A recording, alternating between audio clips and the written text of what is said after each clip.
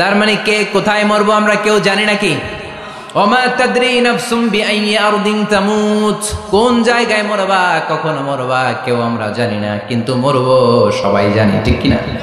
কুল্লু নাফসিন যায়িকাতুল মাউত, প্রত্যেকটি আত্মার মৃত্যুবরণ করতে হবে, এটা আমরা সবাই জানি। The most certain thing in life is death, but the most uncertain thing in our life is the time of death. এ জীবনের সবচেয়ে সুনিশ্চিত বিষয় হলো মরণ, সবচেয়ে অনিশ্চিত বিষয় হলো মরণের সময়। চিল্লা এখন, ঠিক কিনা? মরবো যে আমরা সবাই জানি, কিন্তু কোথায় মরবো আমরা কেউ জানি? জানি আমরা? সবাইকেই মরতে হয়, জন্মালেই মরতে হবে, চলে যেতে হবে, থাকা যাবে না। এটাই হলো পৃথিবীর পদ্ধতি। জীবনের সবচাইতে নির্মম ঘটনা হচ্ছে মরণ, সবচাইতে ভয়ঙ্কর অভিজ্ঞতা। কোন প্রাণীর জন্য সর্বোচ্চ এবং সবচাইতে ভয়ঙ্কর অভিজ্ঞতা হচ্ছে মৃত্যু। এবং এত ভয়ঙ্কর অভিজ্ঞতা, এই অভিজ্ঞতাটা কারো কাছে শেয়ার করে যাওয়া যায় না। মরার সময় কেউ বলে যেতে পারছিল আমার মরতে এমন লাগছে, বলতে পারছে? কেমন লাগছে বলতে পারে? বলা যায় না। তার আগেই চলে যেতে হয় শৈশব, কৈশোর, যৌবন, বার্ধক্য, প্রৌঢ়ত্ব, হ্যাঁ, বয়সের ছাপ, কালো চুল দাড়ি সাদা হয়ে যাওয়া, দাড়ি চুলে শুভ্রতা, দুর্বলতা। This is the circle of life. ছোট্ট ছিলাম, বড় হলাম, সিঙ্গেল ছিলাম, ডাবল হলাম, তারপরে বাবা হলাম, তারপরে শ্বশুর হলাম, তারপরে নানা হলাম, তারপরে চলে যেতে হবে। This is the circle of life. চিল্লায় বলেন, ঠিক কিনা? এই যে মুরব্বীরা, দাড়ি পাকা মুরব্বী যারা আছে, আপনারা কি মনে করছেন মায়ের পেট থেকে মুরব্বী হয়ে বেরিয়েছিল? কিরকম বের হয়েছিল? তারাও ওয়া ওয়া করেছে, এরাও ফিডার খাইতো, এই চাচারা খায় নাই? এরাও ফিডার খেত, এরাও মায়ের বুকের দুধ খেত, এরাও ছোট্ট বাচ্চাদের মতো গরমকালে পানির মধ্যে ডুবাইতো। স্কুল ফাঁকি দিয়ে বাচ্চারা ডুবায়, আছে না নাই? উখিয়াতে এরকম নাই?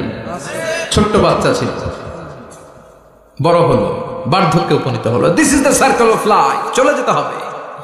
বিশ্বনবী বললেন আমার উম্মতি মা বাইনা 60 ইলা 70, আমার উম্মতের গড় বয়স হলো 60 থেকে 70।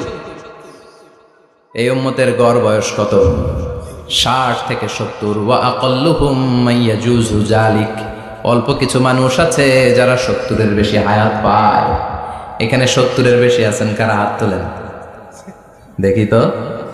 কয়জন? একজন, দুইজন, তিনজন। মাশাআল্লাহ, আল্লাহ আরো হায়াত দেখ, আল্লাহ এদেরকে আরো হায়াত দারাজ করুক। চিল্লায় বলেন আমিন। তার মানে আমার উম্মতি মা বাইনা 60 ইলা 70। বিশ্বনবী বললেন এই উম্মতের গড় বয়স 60 থেকে 70, আর 70-এর বেশি হায়াত পাবে। ওয়া আকাল্লুহুম মাইয়াজুজু যালিক, 70-এর বেশি পাবে হাতে গোনা, গুনে বের করে ফেলা যায়, একজন, দুইজন, তিনজন, বাকি সব 60-এর আগে নাই। ঠুস। চিল্লায় এখন, ঠিক কিনা? বাংলাদেশের গড় হায়াত কত মানুষের?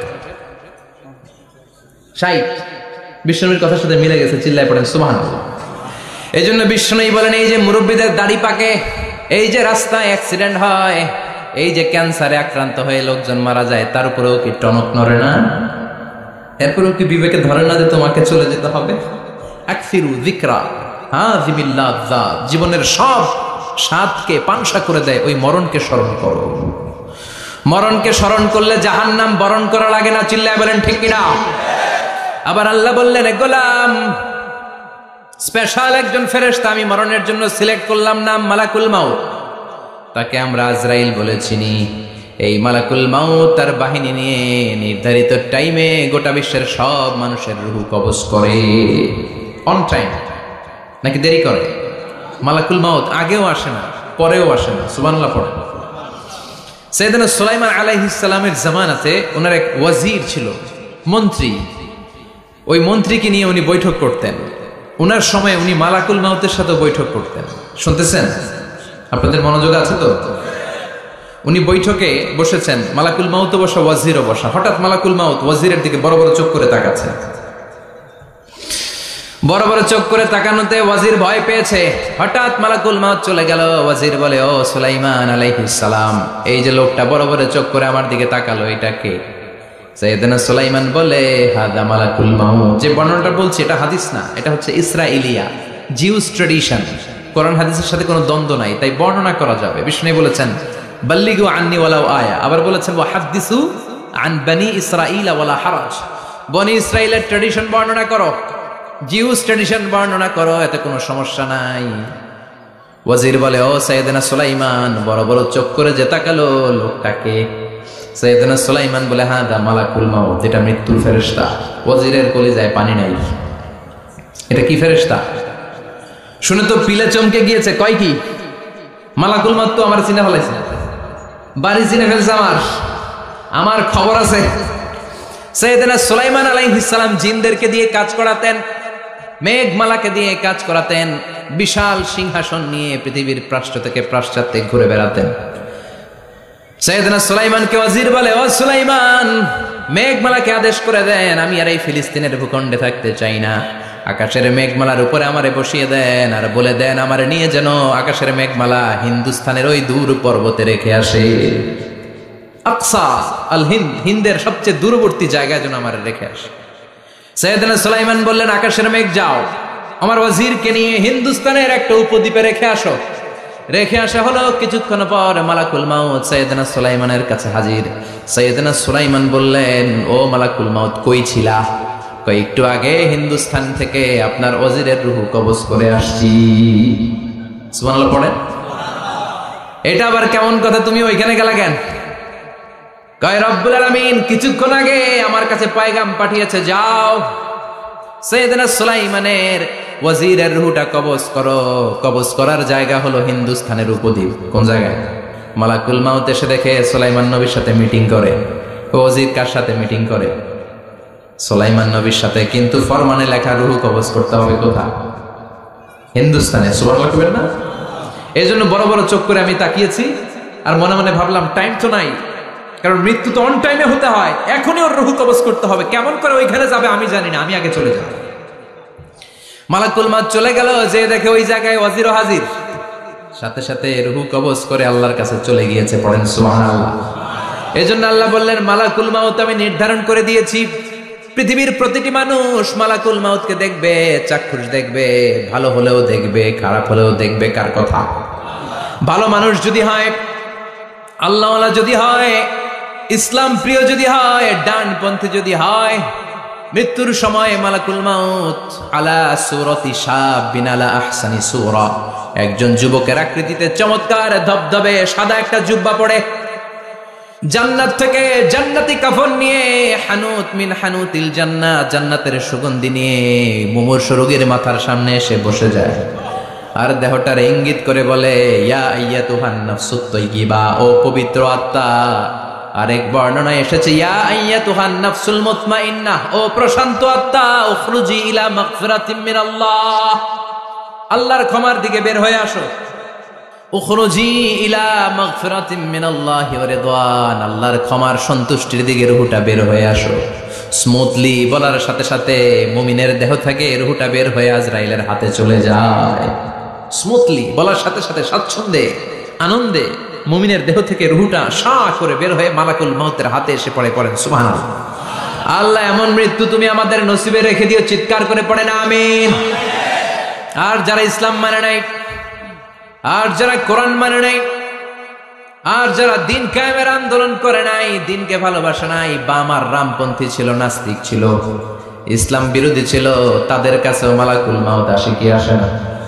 চিল্লায় বলেন, আসে কি আসে না?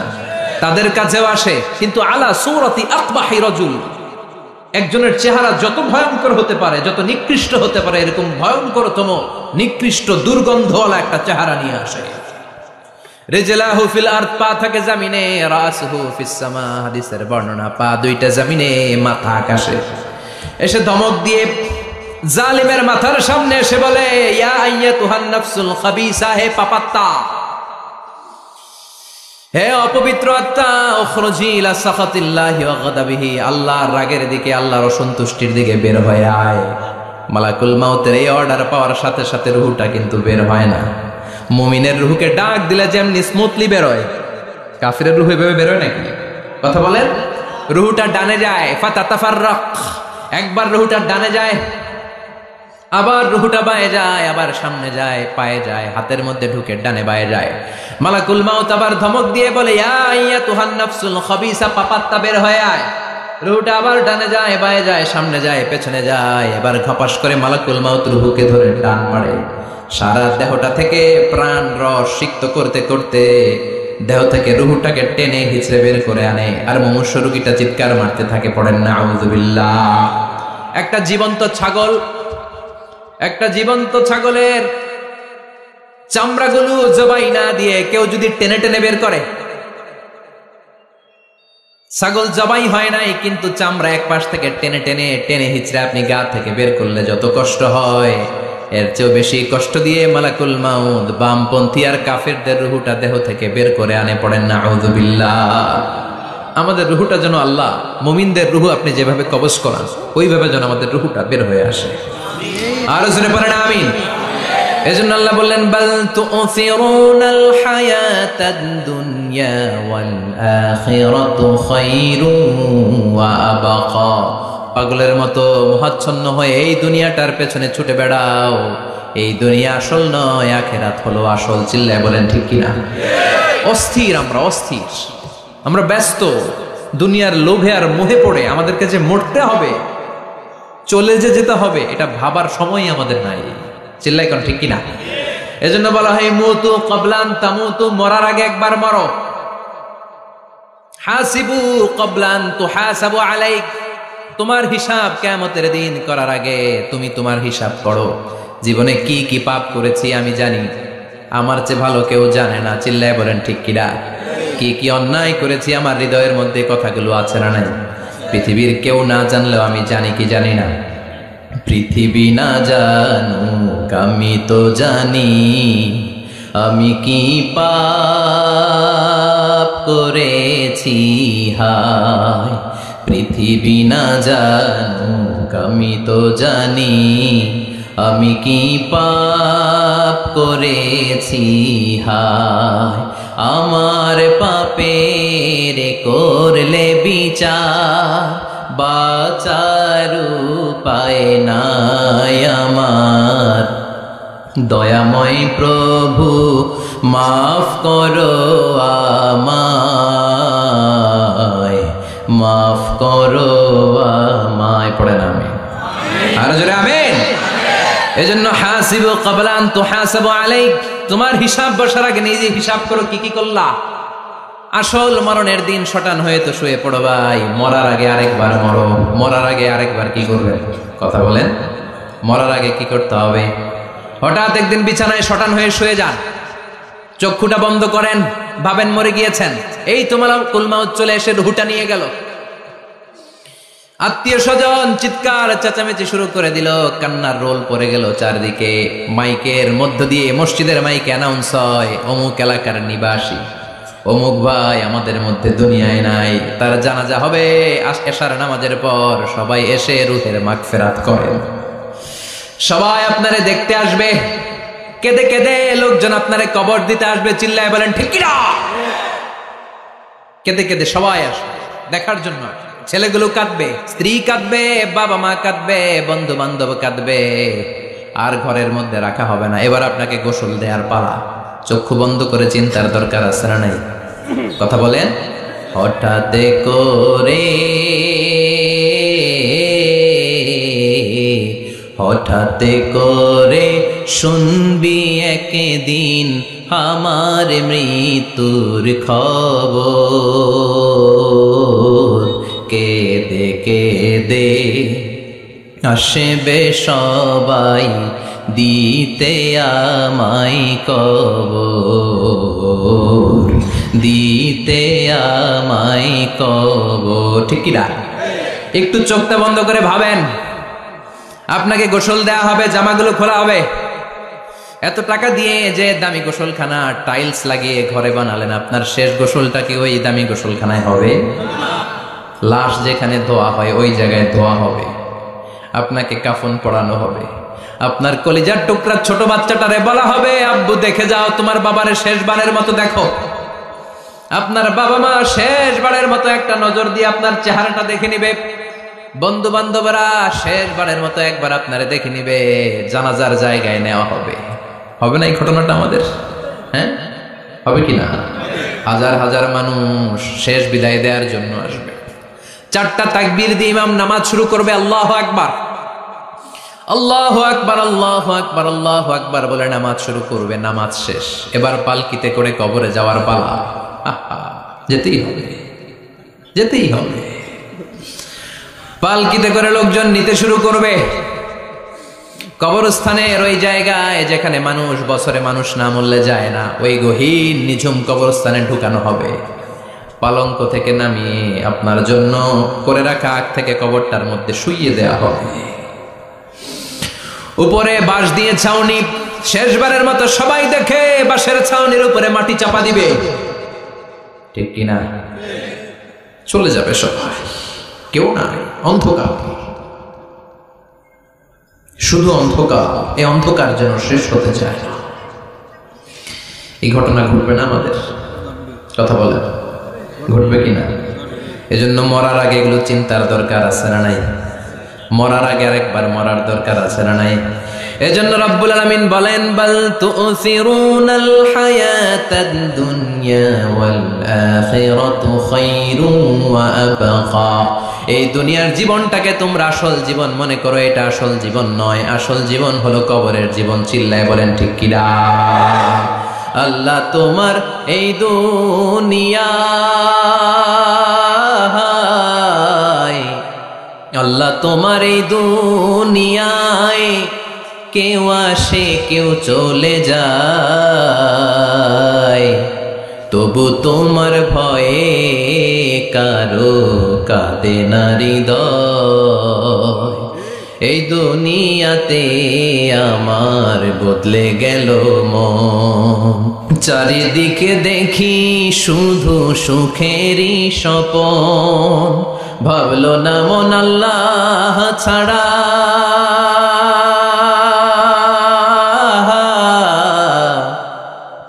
ভাবলো না মন আল্লাহ ছাড়া নেই কোনো উপায়, তবু তোমার ভয়ে কারো কাঁদে না হৃদয়। ঠিক কিনা? আসে আর চলে যায়। প্রতিদিন মাইকে অ্যানাউন্স শুনি, অমুক এলাকার অমুক লোক নাই, দাদা গেল, বাবা গেল, বড় ভাই গেল, আত্মীয় স্বজন গেল, আমাকেও যেতে হবে, এই চিন্তা মাথায় নাই। চিল্লায় এখন ঠিক কিনা? এজন্য লাইফটা হলো one time, one chance, second কোনো চান্স আপনাকে দেয়া হবে নাকি? কাফেররা বলবে, ইয়া রাব্বি আরেকটা সুযোগ দেন, লাউ আন্না লানা কাররা ইয়ানি মাররা, আল্লাহ আরেকটা সুযোগ যদি পেতাম দুনিয়াতে ভালো করে আসতাম। আল্লাহ বলবেন, ইন্নাহা কালিমাতুন কাইলুহা, এটা শুধু তাদের মুখের কথা, তাদেরকে আবার সুযোগ দিলেও তারা কিচ্ছু করবে না। চিল্লায় এখন ঠিক কিনা? এজন্য একটা চান্স আমরা পেয়েছি, এই দুনিয়ার ওয়ান চান্সে আমরা ভয় পাবো একজনকে। চিল্লায় বলেন তিনি কে? আল্লাহ। এজন্য যেতে আমাদেরকে হবে। এই মরণ থেকে পালানোর কোনো সুযোগ কেউ পালাতে পারে নাই। এই মরণ হলো আখিরাতের প্রবেশদ্বার। মরণ নামক পালকিতে চড়ে আমরা কবরের ভেতরে ঢুকি। মরণ হলো প্রথম পর্ব, কবর হলো দ্বিতীয় পর্ব। যেরকম ঠিক কিনা? এজন্য বিশ্বনবী বললেন, আল কবর রাউদাতুম মিন রিয়াদিল জান্নাহ আও হুফরাতুম মিন হুফারিন নার। কবর হলো কারো জন্য জান্নাতের বাগান, কারো জন্য জাহান্নামের গর্ত। আমরা বলি, আল্লাহ আমাদের কবরটারে জান্নাতের বাগান বানাও। আর জোরে পড়েন আমিন। আবার বিশ্বনবী বললেন, ইন্নাল কবরা আউয়াল মানজিল মিন মানাজিলিল আখিরাহ। কবর হলো আখিরাতের মানজিলগুলোর প্রথম মানজিল। আখিরাতে একটার পরে একটা অনেকগুলো স্টেশন আপনাকে পার হতে হবে। প্রথম স্টেশনটার নাম হলো কবর। প্রথম স্টেশনের নাম কি? এই কবর নামক স্টেশনে যদি আপনি মাফ পেয়ে যান, সামনের সব স্টেশনগুলোতে মাফের ব্যবস্থা করবে কে? আল্লাহ। আর কবর নামক স্টেশনে যদি ধরা খেয়ে যান, আপনার মায়ের আছে না নাই? লাশটাকে যখন রাখা হয়, লাশটা চিনে কে আমারে রাখলো, কে আমাকে ধৌত করলো, কে আমারে কাফন পড়ালো। এজন্য বিষ্ণুই বলেছেন, মুমূর্ষের সামনে বসে বসে পড়ো, লা ইলাহা ইল্লাল্লাহু মুহাম্মাদুর রাসূলুল্লাহ। লাকিনু মাউতাকুম লা ইলাহা ইল্লাল্লাহ। মুমূর্ষের সামনে দাঁড়িয়ে দাঁড়িয়ে পড়ো, লা ইলাহা ইল্লাল্লাহ। এই লা ইলাহা হচ্ছে জীবিতদের জন্য কালিমা, আর আমরা মরার পরে এই জিকির করি। ঠিক না? আমাদের দেশের অনেক জায়গায় লাশ নিয়ে কবরে যাওয়ার সময় লা ইলাহা পড়ে না। না, এটা আগের জিকির, মরার আগের জিকির। মরার আগে আপনাকে অ্যানাউন্সমেন্ট দিতে হবে, আল্লাহ ছাড়া কোনো ইলাহ নাই, বিশ্বনবী হচ্ছেন শেষ নবী এবং রাসূল। চিল্লায় বলেন ঠিক কিনা? লাশটাকে যখন রেখে দেয়া হয়, বিশ্বনবী যত মানুষকে কবরে রেখেছেন তারপরে দাঁড়িয়েছেন আর বলেছেন ইস্তাগফিরু লিআখিকুম, তোমার ভাইদের জন্য তোমরা দোয়া করো, ফাইন্নাহু আনা ইউসআল, এখনই তাকে কবরে সওয়াল করা হবে। কবরে প্রশ্ন আসছে না নাই? কথা বলেন। বিশ্বনবী খাদিজাতুল কুবরা, ওনার প্রথম স্ত্রী খাদিজাতুল কুবরা তাহেরাকে কবরের মধ্যে রেখে দিয়ে কাঁদতে শুরু করলেন, চোখের পানি ছেড়ে অনেক দোয়া করলেন। দোয়া শেষে সব সাহাবারা ঘরে ফিরে যায়, বিশ্বনবী যায় না। সাইয়েদনা আবু বকর বললেন, ও নবী চলেন ঘরে যাই, অনেক তো দোয়া করলেন। বিশ্বনবী বললেন, আবু বকর তুমি যাও, আমি যাব না। এইটা সাধারণ মহিলা না, এটা বিপদের দিনের সঙ্গিনী খাদিজা। মক্কায় যখন আমার কেউ ছিল না, খাদিজা আমারে ভুলে নাই। 3 বছর কাফিররা আমাকে জেলখানায় বন্দি রেখেছে, নাম শিয়াবে আবি তালেবের জেলখানা। আমার স্ত্রী ওই জেলখানার জীবনেও আমারে ছাড়ে নাই, আমার সাথে 3 বছর খাদিজাও জেল খেটেছে। এই একটাই মহিলা, যেই মহিলাকে আল্লাহ আরশের উপর থেকে সালাম দিয়েছে, মহিলাটার নাম খাদিজা। আল্লাহু আকবার। আমার সব সন্তান আল্লাহ খাদিজার পেট থেকে দিয়েছে। ফাতিমাতুজ জোহরা খাদিজার মেয়ে, জাইনাব খাদিজার মেয়ে, উম্মে কুলসুম খাদিজার মেয়ে, রুকাইয়া খাদিজার মেয়ে, আবুল কাসেম বিশ্বনবীর ছেলে খাদিজার ছেলে, আব্দুল্লাহ যাকে তাইয়্যিব এবং তাহের নামে আমরা চিনি, সেও খাদিজার ছেলে। সুবহানাল্লাহ। ও আবু বকর, আমার এই কলিজার টুকরা প্রিয়তমা খাদিজারে রেখে দিয়ে কেমনে বাসায় যায়? তুমি যাও, আমি দাঁড়িয়ে থাকবো। এখনই মুনকার নাকির এসে খাদিজারে প্রশ্ন করবে, আমি দেখবো খাদিজা উত্তর দিতে পারে কিনা। আর প্রশ্নের উত্তরে যদি ভুল করে ফেলে, কবরের উপর থেকে আমি নিজে প্রশ্নের উত্তর দিয়ে দেব। এজন্য কবরের আযাব থেকে বিশ্বনবী পানাহ চেয়েছেন। বিশ্বনবী বলেছেন, আল্লাহুম্মা ইন্না নাউযু বিকা মিন আযাবিল কবর, ও আল্লাহ কবরের আযাব থেকে তুমি আমাদেরকে বাঁচাও। পড়েন আমিন। কবরে মুমিনদেরকে 4টা প্রশ্ন করা হবে, কাফিরদেরকে 3টা প্রশ্ন। চিৎকার করে বলেন, মুমিনের প্রশ্ন কয়টা? আর জোরে বলেন। প্রথম প্রশ্ন, মার রব্বুক, তোর রবের নাম কি? আমরা কি বলবো? আল্লাহ আমারে রব, এই রবি আমার সব, দমে দমে তনু মনে তারি অনুভব। আল্লাহ আমারে রব, এই রবি আমার সব। পড়েন আমিন। দ্বিতীয় প্রশ্ন, আমার দিন, উত্তর দিনের নাম কি? ধর্মের নাম কি? তৃতীয় প্রশ্ন, মান হাযার রাজুল, এই লোকটা কে? আমরা বলবো মুহাম্মদ সাল্লাল্লাহু। 3টা প্রশ্নের উত্তর যখন আপনি কবরে করে দিতে পারবেন, অতিরিক্ত একটা প্রশ্ন, ওয়ামা ইলমু, এই যে 3টা প্রশ্নের উত্তর পাল্লা, কেমন করে উত্তর জানলা? কোত্থেকে শিখেছো? নকল করে আনছো কাফনের কাপড়ে? পরীক্ষার হলে নকল আছে না নাই? হাতে নকল আছে না? পায়ে নকল, মুজার ভিতরে নকল আছে না নাই? মোবাইলে নকল আছে না নাই? নকল থেকে আল্লাহ তুমি বাঁচাও। আরো আসতে কোন আমি। কিভাবে জানলা? কেমন করে 3টা প্রশ্নের উত্তর শিখলা? What is the source of your knowledge? তথ্যসূত্র কি? আপনাকে বলতে হবে, আমি যেই কিতাবটা থেকে শিখেছি কিতাবটার নাম কি? চিল্লায় বলেন, কি নাম? এই কিতাবটা হলো কোরআন। আপনাকে বলতে হবে, কোরআন থেকে আমি শিখেছি, বিশ্বনবীর হাদিস থেকে আমি শিখেছি। 4টা প্রশ্নের উত্তর যখন পারবেন, ফেরেশতারা বলবে আহলান সাহলান, খুশ আমদেদ, কংগ্রাচুলেশন, বাহ বাহ, তুমি তো চমৎকার পেরেছো। ফায়ুফসাহু লাহু কবরুহু ৭০ যিরাআন, মুমিন বান্দার কবরটা ৭০ হাত লম্বা করে দেয়া হবে। ইফতাহু লাহু বাবুন ইলাল জান্নাত, জান্নাতের দিকে তার কবর থেকে একটা দরজা বানিয়ে দেয়া হবে। জান্নাতের সুঘ্রাণ ঠান্ডা বাতাস এসে তার কবরের ভিতরে ঢুকতে শুরু করবে। ইউলবাসু লিবাস মিন আহলিল জান্নাত, জান্নাতীদের পোশাক তার গায়ের মধ্যে পরিয়ে দেয়া হবে। আল্লাহু আকবার। আর বলা হবে, নাম কানাউমিল আরুস, বাসর রাতে বর যেমনি কনেকে নিয়ে ঘুমিয়ে যায়, তুমিও একটা ঘুম দাও। আলহামদুলিল্লাহ পড়ে। মুমিন বান্দা আনন্দের একটা ঘুম দিবে। ইসরাফিলের সিংগার আওয়াজ ছাড়া পৃথিবীর কোনো কিছুই তার আগে ঘুম ভাঙতে পারবে না। আল্লাহ আমরাও যেন সেদিন কবর একটা মজার ঘুম দিতে পারি, তুমি তৌফিক দাও। জোরে বলেন আমিন। এবার বামপন্থী নাস্তিক আর কাফেরদের পালা, ইসলাম বিদ্বেষীদের পালা, আলেম ওলামাদের শত্রুদের পালা, ইসলামকে যারা বিজয়ী শক্তি হিসেবে মানতে পারে নাই তাদের পালা। চিল্লায় এখন ঠিক কিনা? ওদেরকেও একই প্রশ্ন, রব কে? ওরা বলবে আমি জানি না। আমাদের উত্তর আল্লাহ। ওরা বলবে আমি কিচ্ছু জানি না, আমি সব ভুলে গেছি, আমার মাফ করে দেন, আমি কিছুই জানি না। তবে আমি ইসলাম বিরোধীদের সাথে চলতাম, যারা ইসলাম রে বাস দিত আমি তাদের সাথে স্লোগান দিতাম। এরকম ডাকাইত আছে না নাই? দ্বিতীয় প্রশ্ন, মা দিন, ও তোমার ধর্মের নাম কি? কয় আমার ধর্ম নাই, আমার ধর্ম কর্ম নাই, আমি খালি দুনিয়া কে মজা ले लो, দুনিয়া তোমারই হ্যায়, আমি খালি দুম্মা চলে দুম। আছে না নাই? আমি শুধু মৌজ মাস্তিতে ব্যস্ত ছিলাম, আমার দুনিয়া নাই, দিন নাই, আখেরাত নাই, রবকে আমি জানি না, ধর্মকে জানি না। ইসলাম বিরোধী রাজনীতি আমি করতাম, মাও সেতুংয়ের রাজনীতি, কার্ল মার্কসের রাজনীতি, বুশের রাজনীতি, ডোনাল্ড ট্রাম্পের রাজনীতি, বামপন্থীদের রাজনীতি। চিল্লা এখন ঠিক কিনা? কোনো ধর্ম নাই। এই লোকটাকে চিনো কিনা বলো। বিশ্বনবীর চেহারা দেখিয়ে বলা হবে এই লোকটাকে, কয় জানি না। এরে আমি মানতাম না, এরে আমি গালি দিতাম। এরকম জাহান্নামের নরকীট আর পিতৃ পরিচয়হীন জারদ সন্তান বাংলার দেশেও আছে না নাই? এই মহামানবটাকে গালি দিয়ে পৈশাচিক আনন্দ পায়। পত্রিকায় লিখে, ব্লগের মধ্যে লিখে, ইন্টারনেটে কার্টুন বানিয়ে বানিয়ে পৈশাচিক ফুর্তি করে। এগুলো জাহান্নামের কীট, এগুলো জারদ সন্তান, বাপ মায়ের ঠিক নাই। আমার নবীরে যারা গালি দেয়, এগুলোর বাপ মায়ের ঠিক আছে? এগুলোর কোনো গোড়া আছে? এগুলোর কোনো শেকড় আছে? এগুলো আগাছা চিৎকার করে বলো ঠিক কিনা?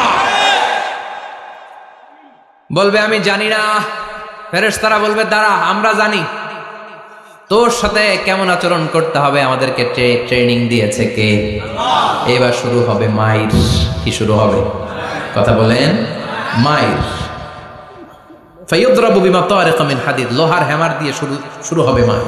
এক একটা হ্যামারের বাড়িতে মাথাটা ফেটে চূর্ণ বিচূর্ণ হয়ে যাবে, দেহটা জামিনের ভেতরে 70 গজ দেবে যাবে, ওর চিৎকারে কবরস্থানটাও থারথার করে কাঁপবে। আবার জামিনকে বলা হবে ইলতাইমি, চাপা দে। জামিনে ঢুকে যাওয়ার পরে জামিনের এই পাশ থেকে একটা চাপা, মাটি চাপা, বাম দিক থেকে মাটি চাপা, দুই চাপায় ডান দিকের পাজর বায়ে চলে যাবে, বাম দিকের পাজর ডানে চলে আসবে। ওর চিৎকারে কবরস্থানটা থারথার করে কাঁপবে। আল্লাহ, এই ধরনের পরিস্থিতি থেকে তুমি আমাদেরকে বাঁচাও। আর ও চিৎকার করে করে বলে না আমিন। এই জন্য কবরের এই প্রস্তুতি নেওয়ার দরকার আছে না নাই? কোরআনের পক্ষে থাকার দরকার আছে না নাই? ইসলামের পক্ষে থাকার দরকার আছে না নাই? ইসলামী আন্দোলনের সাথে থাকার দরকার আছে না নাই? ইসলামের বিজয় চাওয়ার দরকার আছে না নাই? যে লোক ইসলামের বিজয় চায় না, যে লোক চায় না ইসলাম দিয়ে দেশ শাসিত হোক, যে লোক চায় না কোরআনটা সংসদ ভবনে নেতৃত্ব দেখ, তার অন্তরে ঈমান থাকতে পারে নাকি? চিল্লায় বলেন পারে? যে ঈমান প্রয়োজনে জ্বলে ওঠে না, যে ঈমান সত্যনের কথা বলে না, যে ঈমান প্রয়োজনে জ্বলে ওঠে না, যে ঈমান সত্য ন্যায়ের কথা বলে না, যে ঈমান বাস্তবে নাই, যে ঈমান অন্তরে নাই, মুখে শুধু ফাঁকা বলি, কি করে তারে বলো ঈমানে বলি, কি করে তারে বলো ঈমানে বলি, কি করে তারে বলো ঈমানে বলি। ঠিক কি না? যে ঈমান দিন কায়েমের আন্দোলনের ধার ধারে না, যে ঈমান লেবাসধারী কোরআন হাদিস তাও পড়ে না, যে ঈমান খাজার নামে মাজার করে ফুলুস কামায়। আছে না নাই? উখিয়াতে নাই? উখিয়াতে মাজার আছে নাকি? সাগর পারে এগুলো থাকে, এগুলোর সাথে ইসলামের সম্পর্ক আছে? কথা বলেন আছে? যে ঈমান খাজার নামে মাজার গড়ে ফুলুস কামায়, যে ঈমান শিরকিয়াতের আমল করে ভীত না হয়, যে ঈমান বাস্তবে নাই, যে ঈমান ময়দানে নাই, মুখে শুধু কথার কলি, কি করে তারে বলো ঈমানে বলি, কি করে তারে বলো ঈমানে বলি, কি করে তারে বলো ঈমানে বলি। চিল্লায় বলেন ঠিক কি না?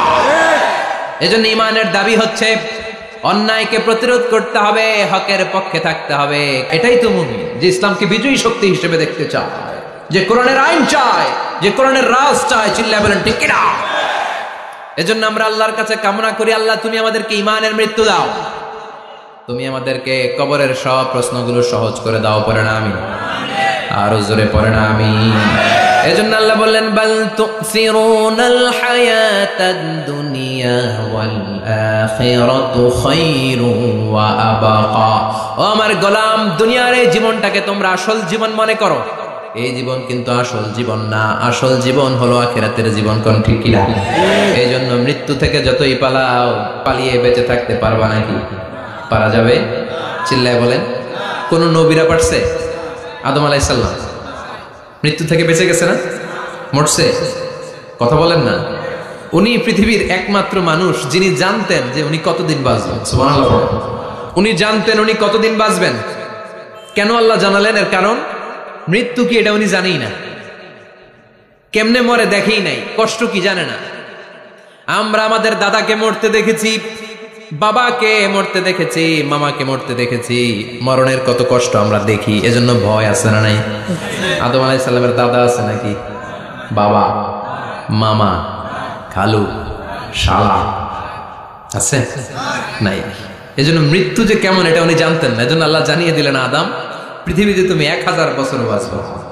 আলফু সানা লাম্মা খালাকাল্লাহু আদামা ওয়া কানা তুলুহু 60 যিরাআন।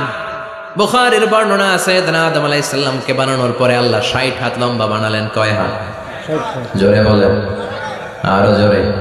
60 হাত লম্বা।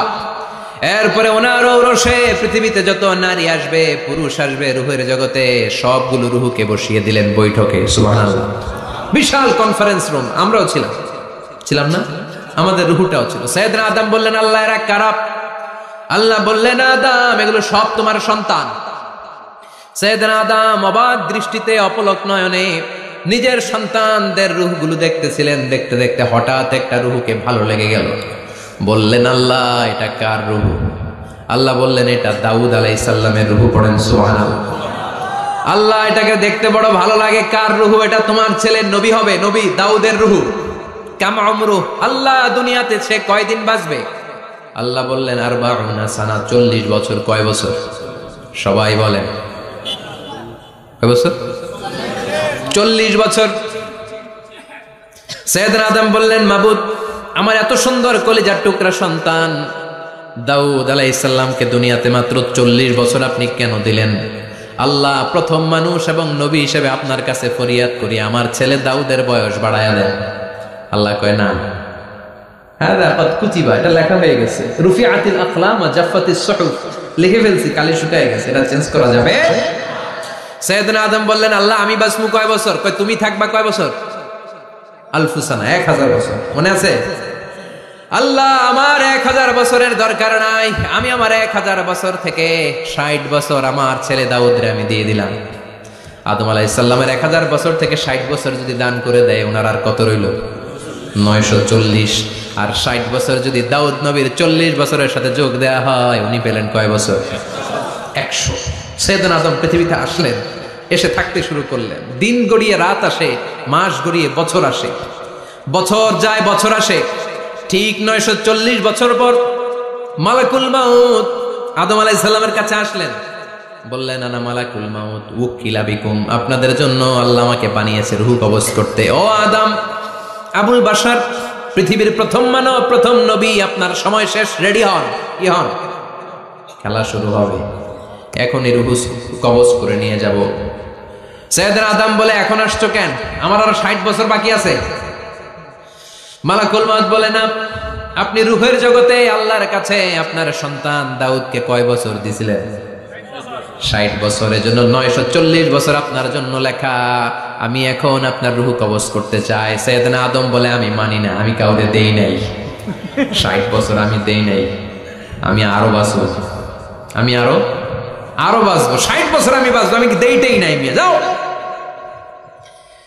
মালাকুল মাউত আল্লাহর যে বলে, আল্লাহ দেয় নাই বলে, আসলে ভুলে গেছে।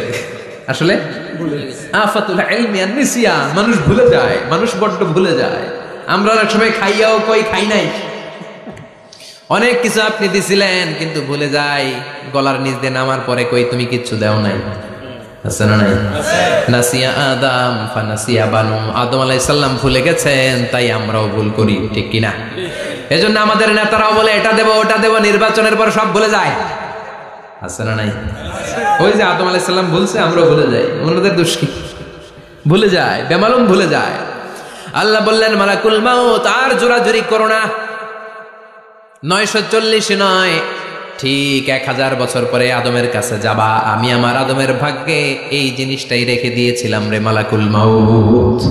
আমি আগ থেকে এটাই রেখেছি, আমি জানতাম সে ভুলে যাবে। চিল্লা এখন সুবহানাল্লাহ। তার মানে পৃথিবীর সবচাইতে লম্বা মানুষ, 60 হাত লম্বা, এত শক্তিশালী আদম আলাইহিস সালাম শ্রীলঙ্কাতে প্রথম নেমেছিলেন। 1 লাফ দিলে আদা মাইল চলে যেতেন। সুবহানাল্লাহ। কি লম্বা মানুষ, থাকতে পারছে? কথা নাই, ঘুমে ধরছে? শেষ করে দিই। হ্যাঁ, আরো কয়েক মিনিট চলবে? চলবে, চলবে। তাকবীর দেন, লিল্লাহি তাকবীর। আদম আলাইহিস সালাম চলে গেলেন।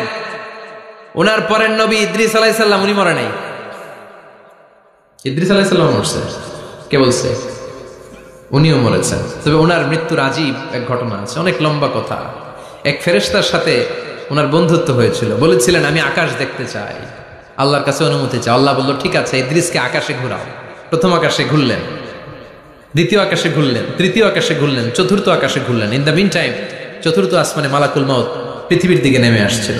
ওই ফেরেশতা বলে মালাকুল মাউত আপনি কই যান? মালাকুল মাউত বলে একটু আগে আল্লাহ ফরমান জারি করেছে, চতুর্থ আসমানে আমার নবী ইদ্রিসের রূহ কবজ করো। সুবহানাল্লাহ। আমি বললাম আল্লাহ আপনার পাঠানো নবী সাইয়েদনা ইদ্রিস থাকে দুনিয়ায়, চতুর্থ আসমানে পামু কই? আল্লাহ কয় কথা নাই, দৌড় দে। আমি দৌড় দিলাম, এসে দেখি ইদ্রিস আলাইহিস সালাম এখানে রেডি। সুবহানাল্লাহ।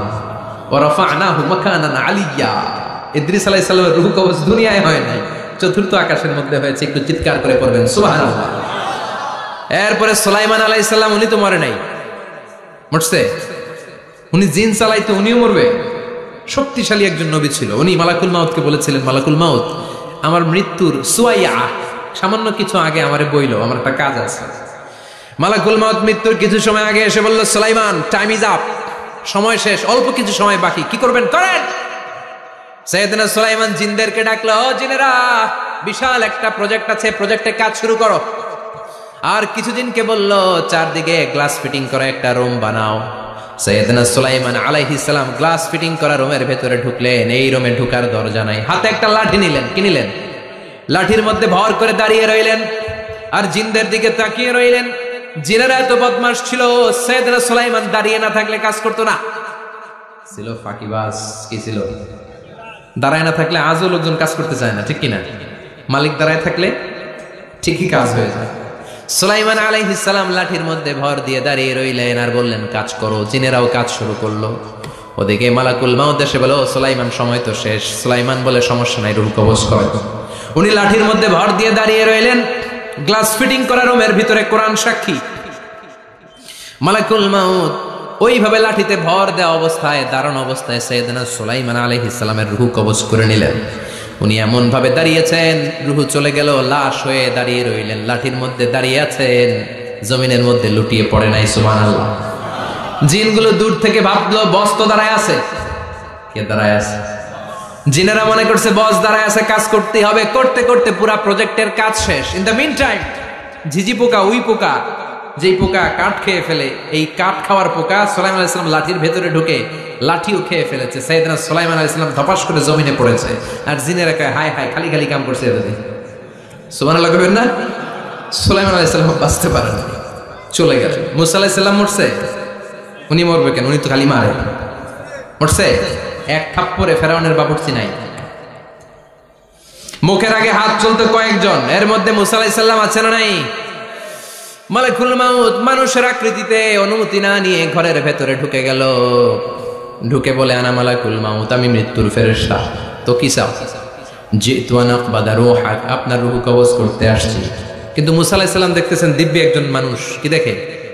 আবার সালাম দেয় নাই, অনুমতি নিয়েও ঢুকে নাই। অমিয়া অনুমতি নিয়ে ঘরে ঢোকার দরকার আছে না নাই? মুসা আলাইহিস সালামের মেজাজ বড় গরম। উনি বললেন কি করবি? কয় আপনারে মারবো। কয় এদিকে আয়।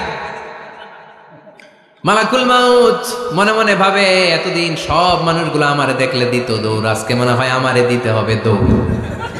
এক পা গায়ে দুই পা পেছায় সাহস করে সামনে গেলেন। আবার মুসা আলাইহিস সালাম দিলেন এরকম থাপ্পড়। ফাসাক্কাহু ফাফাকু আইনা, বুখারীর বর্ণনা, এক থাপ্পড়ে চোখ নাই। ঠিকই মালাকুল মাউত দৌড়, এক দৌড়ে আল্লাহর কাছে। আল্লাহ বললেন রাখো, এটা মুসা আলাইহিস সালাম, তার মেজাজ বড্ড গরম, আমাকে কথা বলতে হবে। আল্লাহ বললেন মুসা, বুখারীর বর্ণনা, গরুর পিঠের উপর হাত রেখে দাও। রাখা হলো। তোমার হাতের নিচে গরুর যত পশম, প্রত্যেক পশমের বিনিময়ে 1 বছর করে হায়াত বাড়িয়ে দিলাম। মুসা আলাইহিস সালাম অনেক চালাক নবী, উনি বললেন আল্লাহ আমার হাতের নিচে যদি গরুর 2000 পশম থাকে, তার মানে 2000 বছর হায়াত বাড়িয়ে দিলেন, কিন্তু এক্সট্রা হায়াত যখন শেষ হয়ে যাবে এরপরে কি হবে?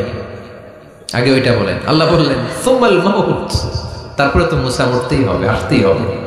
সাইয়েদনা মুসা আলাইহিস সালাম বললেন ফাল আনা, তাহলে আর দেরির দরকার নাই, এখনই আমি আপনার কাছে চলে যেতে চাই।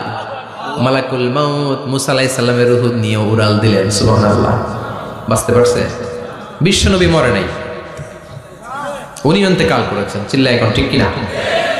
ইন্তেকালের আগে বিশ্বনবী প্রচন্ড অসুস্থ হলেন। মা আয়েশারে ডেকে বললেন, আয়েশা মনে হয় আমি বাঁচবো না।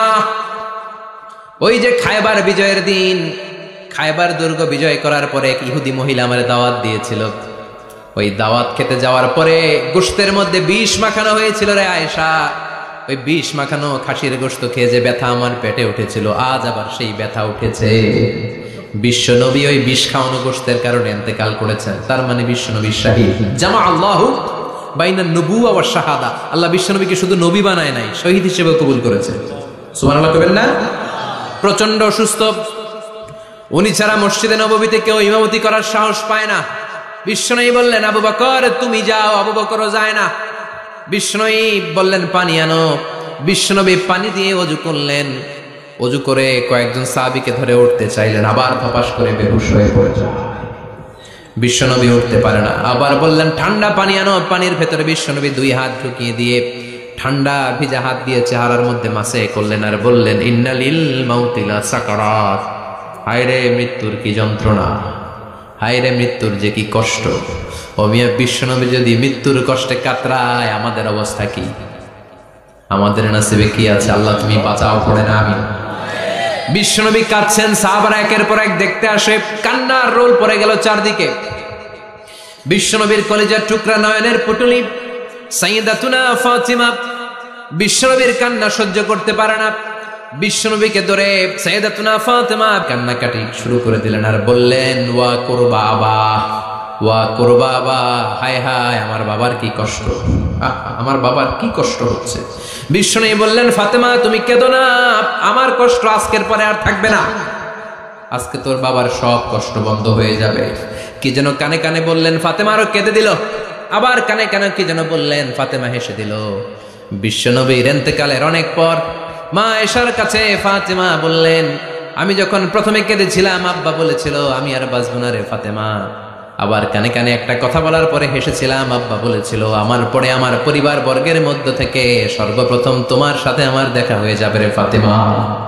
অল্প কয়েক মাসের ব্যবধানে সাইয়্যিদাতুনা ফাতেমা উনি ইন্তেকাল করলেন। বিশ্বনবী শোয়া থেকে উঠতে পারে না। এক সাহাবীকে দেখলেন মেসওয়াক করছে, বিশ্বনবী মেসওয়াকের দিকে তাকিয়ে রইলেন। বিশ্বনবীর নিথর দেহটা পড়ে আছে। আয়েশারে যে বলবে আয়েশা মেসওয়াক দাও, বলতে পারে না। মা আয়েশা বুঝতে পেরে মেসওয়াক আনলেন, বিশ্বনবীকে মেসওয়াক করিয়ে দিলেন। এবার বিশ্বনবী বললেন, ও আবু বকর শোনো, আল্লাহ আমাকে অপশন দিয়েছে। কি দিয়েছে? আল্লাহ বলেছে নবী আজীবন থাকতে চাইলে থাকেন, আর আসতে চাইলে চলে আসেন। আমি থাকতে না চেয়ে আল্লাহর কাছে চলে যাওয়ার ইচ্ছা করলাম। সাইয়েদনা আবু বকর কান্না জুড়ে দিলেন। বিশ্বনবী বললেন আসসালাত আসসালাত, ও আমার উম্মতেরা নামাজ তরক করো না। ইন্তেকালের আগে বললেন নামাজ ছেড়ে দিও না। আর বললেন ওয়ামা মালাকাত আইমানুকুম, তোমাদের অধীনস্থ কর্মচারীদের সাথে খারাপ আচরণ করো না। ঘাম শুকানোর আগে পয়সা দিয়ে দিও। আর হাত দুটো উঁচু করে বললেন আল্লাহুম্মা ইলার রাফিকিল আলা, ও আল্লাহ আমি আপনার কাছে যেতে চাই। এই কথাটা বলে বিশ্বনবীর হাত দুইটা থপাস করে জমিনে পড়ে গেল। বিশ্বনবীও চলে গেলেন। থাকতে পেরেছে কেউ? চিল্লায় বলেন। এজন্য আমরা আল্লাহর কাছে ইমানি মৃত্যু চাই। কি মৃত্যু?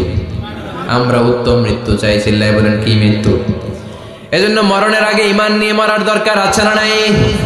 বিশ্বনবী দোয়া করতেন আল্লাহুম্মা রযুকনা হুসনাল খাওয়াতিম, ও আল্লাহ আমাদের শেষটা যেন ভালো হয়। শেষ কথা বলি, এদিকে তাকান, মনোযোগ আছে? বলতেন আল্লাহুম্মা রযুকনা হুসনাল খাওয়াতিম, ও আল্লাহ আপনি আমাদেরকে ঈমানের মৃত্যু দেন, আমাদের শেষটা ভালো করেন, কারণ সব ভালো তার শেষ ভালো। জানেন না এটা আপনারা? সব ভালো তার শেষ ভালো। আজীবন ইসলামের পক্ষে, আজীবন নামাজি মুত্তাকি, মরার আগে কাফের হয়ে মরে, এরকম আছে না? আবার আজীবন কাফের, ইসলামের বিরোধী, ইন্তেকালের আগে কালিমা পড়ে সব মাফ করায়, আছে না? বিশ্বনবীর শ্বশুর আবু সুফিয়ান, নাম শুনছেন? বদরের যুদ্ধে বিশ্বনবীর বিরুদ্ধে, মক্কায় বিশ্বনবীর ঘুমাতে দেয় নাই, উহুদের যুদ্ধে বিশ্বনবীর সাথে ফাইট, খন্দকের যুদ্ধে বিশ্বনবীর সাথে মারামারি, আহজাবের যুদ্ধে কিলাকিলি, সারাটা জীবন বিশ্বনবীর সাথে মারামারি, মক্কা বিজয় কালিমা পড়ে মুসলমান হয়েছে। গোটা জীবনে যা অন্যায় করেছে সব মাফ করে দিয়েছেন কে? এজন্য আমরা আল্লাহরে বলি, আল্লাহ কালিমাটা পড়তে পড়তে যেন আমরা মরতে পারি, চিৎকার করে পড়ে না আমিন। জিহাদের ময়দানে এক সাহাবা যুদ্ধ করতে লাগলেন। বুখারীর বর্ণনা, যুদ্ধ করতে করতে কাফেরদেরকে মারতে মারতে, হাদিসের ভাষ্য লা ফাযা ওয়ালা শাযা ইল্লা ইয়াদরিবুহা বিসাইফি, তার সামনে যত কাফের আসে সে কচুকাটা করে। অন্য সাহাবীরা খুশি হয়ে যায়, অন্য সাহাবীরা বলে আজকের সব সওয়াব এই সাহাবী পেয়ে যাবে। কিন্তু বিশ্বনবী হঠাৎ করে একটা কথা বললেন, ওই কথা শুনে সাহাবীরা অবাক। বিশ্বনবী বললেন হুয়া ফিন্নার, ও জাহান্নামে যাবে। কই যাবে? জিহাদের ময়দানে এক মুজাহিদ সাহাবী কাফেরদেরকে মেরে শেষ, কিন্তু বিশ্বনবী বললেন কই যাবে? কথা কয় না। এক সাহাবী কয় ঘটনা কি? এত বড় মুজাহিদ ফি সাবিলিল্লাহ কেন জাহান্নামে যাবে? আমি লুকিয়ে লুকিয়ে দেখি। লুকিয়ে লুকিয়ে ওই সাহাবী দেখে মুজাহিদ সাহাবী যুদ্ধ করতে করতে কাফেরদের বিশাল একটা ঘাটির ভেতরে ঢুকে গেল। মারতে মারতে মারতে মারতে হঠাৎ এক কাফেরের আঘাতে এই মুজাহিদ সাহাবীর ডান হাতটা কাটা পড়ে গেল। এবার ডান হাত দিয়ে ফিনকি দিয়ে রক্ত বের হতে শুরু করলো। মুজাহিদ সাহাবী আর যন্ত্রণা সহ্য করতে পারে না। যন্ত্রণা সহ্য করতে না পেরে কাতরাতে কাতরাতে নিজের হাতের ছুরিটাকে জমিনের মধ্যে গেড়ে দিয়ে ছুরির উপরে ঝাঁপিয়ে পড়ল। পেটের এই দিক দিয়ে ঢুকে ওপাশ দিয়ে বের হয়ে গেল, এফার ওফার হয়ে গেল, মানে আত্মহত্যা করলো। ঠিক কি না? জাহান্নামী না? কথা কথা লুকিয়ে লুকিয়ে যে সাহাবা দেখেছে চিৎকার দিয়ে বিশ্বনবীর কাছে যায় বলে, আশহাদু আন্নাকা রাসূলুল্লাহ, ও নবী আপনি যে আসল নবী, কোনো সন্দেহ নাই, আমি লুকিয়ে লুকিয়ে দেখেছি। ওই মুজাহিদ সাহাবা বেঁচে নাই, সে কাফেরের আঘাতে শহীদ হয় নাই, নিজের পেটে নিজে ছুরি ঢুকিয়ে আত্মহত্যা করেছে। আজীবন বিশ্বনবীর সাথী, মরার আগে জাহান্নামী। আমরা কেউ জানি না আমাদের শেষটা কেমন হবে, এজন্য আমাদের শেষটা ভালো হোক, ভেরি সেন্সিটিভ। আমাদের শেষটা ইমানের হোক। এখন যেমনি মাথা ঠিক আছে, বুদ্ধিমত্তার সাথে শাহাদাত বাক্যের উপর যেন আমরা মরতে পারি, আমরা পড়ি আমিন। চিল্লায় পড়েন আমিন। কি করে বুঝবেন মৃত্যুটা ভালো হলো? এক নাম্বার আলামত আন-নুতকু বিশ-শাহাদা, মরার আগে আওয়াজ করে জিকির করে কেউ যদি পড়তে পারে লা ইলাহা ইল্লাল্লাহু মুহাম্মাদুর রাসূলুল্লাহ সাল্লাল্লাহু, এটা হচ্ছে আলামাতু হুসনিল খাতিমা। আপনার মৃত্যুটা যে ভালো মৃত্যু হয়েছে এটার আলামত। কি মৃত্যু? সবাই বলেন ভালো মৃত্যু আমরা চাই কি চাই না? ভালো মৃত্যুর এক নাম্বার আলামত কালিমা পড়ে যদি মরতে পারে। বিশ্বনবী বলেন মান কানা আখিরু কালামিহি লা ইলাহা ইল্লাল্লাহ, যে ব্যক্তির সর্বশেষ কথাটা হবে, বাক্যটা হবে লা ইলাহা ইল্লাল্লাহ, দাখালাল জান্নাহ, সে জান্নাতি হয়ে যাবে। সুবহানাল্লাহ পড়েন। এরপরে বিশ্বনবী বললেন আল মুমিনু ইয়ামুতু বিজাবি ইরকিল জাবিন, মুমিন যখন মারা যায় তার কপাল ঘেমে যায়। সুবহানাল্লাহ পড়েন। হাত ঘামে না, পা ঘামে না, মুমিনের কপাল ঘামে। সুবহানাল্লাহ। এজন্য কেউ মারা গেলে কপালের মধ্যে হাত দিবেন, দেখবেন ওই ঘামের মধ্যে একটা জান্নাতি ঘ্রাণ আছে। সুবহানাল্লাহ। আল্লাহ আমরা যখন মরে যাব আমাদের কপালটা যেন এরকম ঘেমে যায়। আমিন পড়েন আর জোরে আমিন। আল মুমিনু ইয়ামুতু বিআরাকিল জাবিন, মুমিন মারা গেলে তার কপাল ঘামে। কপাল ঘামলে বুঝতে হবে এটা ভালো মৃত্যু, ইমানি মৃত্যু। চিল্লায় বলেন ঠিক কি না? এরপরে বিশ্বনবী বললেন ফি লাইলাতিল জুমা, জুমার রাতে যদি মরে, আও ফি শাহরি রমাদান, কিংবা রমজান মাসে যদি মরে, আও ফি সাফারিল হজ, কিংবা হজের সফরে যদি মরে। বাংলার জমিন থেকে অনেক হাজিরা হজ করতে যায়, অনেকে ওইখানে যে আরাফাতের ময়দানেও মারা যায়, এরকম হাজি আছে না নাই? খুশনসিব, এটা খুশনসিব। আলহামদুলিল্লাহ পড়ে। এরপরে বিশ্বনবী বললেন মাউতু শাহাদা, আল্লাহর রাস্তায় জিহাদ করে কালেমার বাণীকে উপরে তুলে ধরার জন্য কেউ যদি শাহাদাতের পেয়ালা পান করে, শাহাদাতের মৃত্যুর চাইতে ভালো মৃত্যু আর হতে পারে? শাহাদাতের মৃত্যুর চাইতে শ্রেষ্ঠ মৃত্যু আছে নাকি? কথা বলেন। আমরা শহীদ হতে চাই কি চাই না? আমাকে শহীদ করে ওই মিছিলে শামিল করে নিও, আমাকে শহীদ করে সেই মিছিলে শামিল করে নিও, যে মিছিলের নেতা মীর হামজা খোবায়েবে খাব্বাব, আল্লাহর কাছে তারা অতি প্রিয়, শামিল করে নিও, আমাকে শহীদ করে সেই মিছিলে শামিল করে নিও। পড়েন আমি। শাহাদাতের তামান্না যেই মুমিনের অন্তর নাই, অন্তরের ভেতরে নাই, ওই লোক কি মুমিন হতে পারে নাকি? মান সাআলাল্লাহ শাহাদা, বিশ্বনবী ফরমান, যে ব্যক্তি আল্লাহর কাছে শাহাদাতের মৃত্যু চায়, বাল্লাগাহুল্লাহু মানাজিলাশ শুহাদা ওয়া ইন মাতা আলা ফিরাশিহি, কেউ যদি আল্লাহর কাছে শাহাদাত অন্তর থেকে কামনা করে, রব্বুল আলামিন ওই ব্যক্তিকে শাহাদাতের মর্যাদায় নিয়ে যাবেন, যদিও সে বিছানায় পড়ে পড়ে মারা যায়। বিছানায় পড়ে মারা গেছেন, কিন্তু অন্তরে কামনা ছিল, আল্লাহ আমারে তুমি শহীদ হিসেবে কবুল করো, শহীদদের কাতারে আপনারা দাঁড় করায় দিবেন কে? ওমরে ফারুক বলতেন, আল্লাহুম্মা রযুকনা শাহাদাতান ফি সাবিলিক, ও আল্লাহ আপনি আমারে আপনার রাস্তায় শহীদ হিসেবে কবুল করেন। ওয়ারযুক মাউতি ফি হারামি রাসূলিক, পৃথিবীর কোন শহরে মরতে চাই না, বিশ্বনবীর শহর মদিনা শহরে আমার মৃত্যু কবুল করেন। আমিন। ওমরে ফারুক কই মরছে? কথা কও। ফজরের জামাতে ইমামতি করতে গিয়েছেন মাওলাল মুগীরা আবু লুলু আল মাজুসি, মাওলা